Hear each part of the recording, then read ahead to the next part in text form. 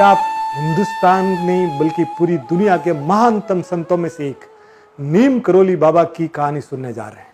मोदी जी 2015 में silicon valley US गए और जब वो फेसबुक के हेडक्वार्टर पहुंचे तो मार्क जुकरबर्ग से उनकी जब बातचीत चल रही थी तो मार्क जुकरबर्ग को उन्होंने बोला कि आप हिंदुस्तान आइए।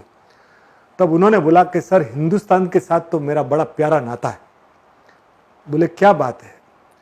बोले सर, 10 साल पहले की बात है, मेरा फेसबुक बिकने के कगार पे था।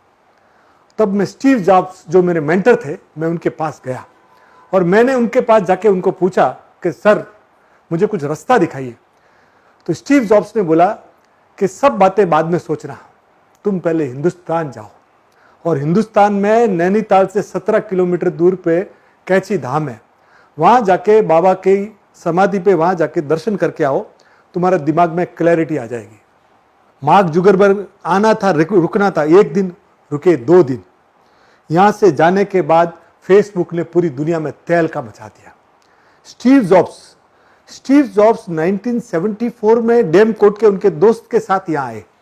1973 में बाबा का देहांत हो गया था, पर जब वो इस एनर्जी में आए, इस आश्रम में जब वो रहे तो कई दिनों तक वो इधर रहे। रहते जब वो यहाँ गए, यहाँ की बाबा की कहानियां हवा में तैर रही थी।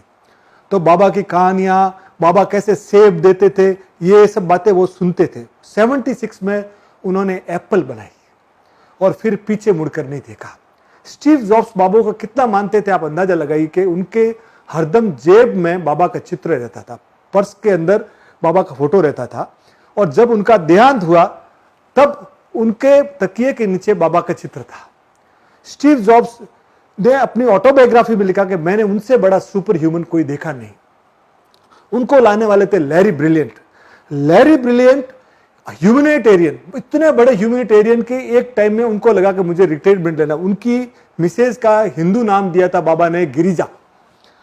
तो बाबा ने उनको बोला कि लैरी, तुमको रिटायरमेंट नहीं लेना है। उस समय हिंदुस्तान में चिकन पॉक्स, छोटी माता की बहुत बड़ी बीमारी थी और 2.5 लाख बच्चे उससे मर चुके थे। तब बाबा के कहने पे लैरी ब्रिलियंट ने WHO में काम किया और वही था कि पूरा हिंदुस्तान से चिकन पॉक्स वो हटाने वाले लैरी ब्रिलियंट थे। लैरी ब्रिलियंट इतने बड़े आदमी थे कि उन्होंने गूगल के इफेबे को, जेफ स्क्रॉल को, सबको यहां लाया। और आप ये देखिए 1970s में एक बार क्या हुआ, तो बिड़ला जी के बंगले पे बैठे हुए थे बाबा जी और साथ में बहुत सारे बांग्लादेशी आए प्रोमिनेंट। तो बाबा जी ने उनको वहीं रुकने का बोला और बोला कि तुम्हारा भाई कल छूट जाएगा और तुम जाके अपने भाई की अगवानी की तैयारी करो और तुम्हारा भाई देश का शहंशाह बनेगा। और वो व्यक्ति कौन था मालूम है? उसने इंटरव्यू में बताया वो शेख मुजीबुर रहमान का भाई था। वो बोला मैं जब बाबा के पास गया, उनको मालूम नहीं कि मेरी क्या स्थिति है। उन्होंने जैसे ही बोला, second day Sheikh Mujibur Rahman Mianwali jail में पाकिस्तान में बंद थे, वो विदा हो गए और वो बांग्लादेश के प्रेसिडेंट बने, फादर ऑफ द नेशन बने। एक पिक्चर आई थी, ईट लव एंड प्रे। हीरोइन थी जूलिया रॉबर्ट्स और जूलिया रॉबर्ट्स एक मूवी का 100 करोड़ रुपया लेती थी।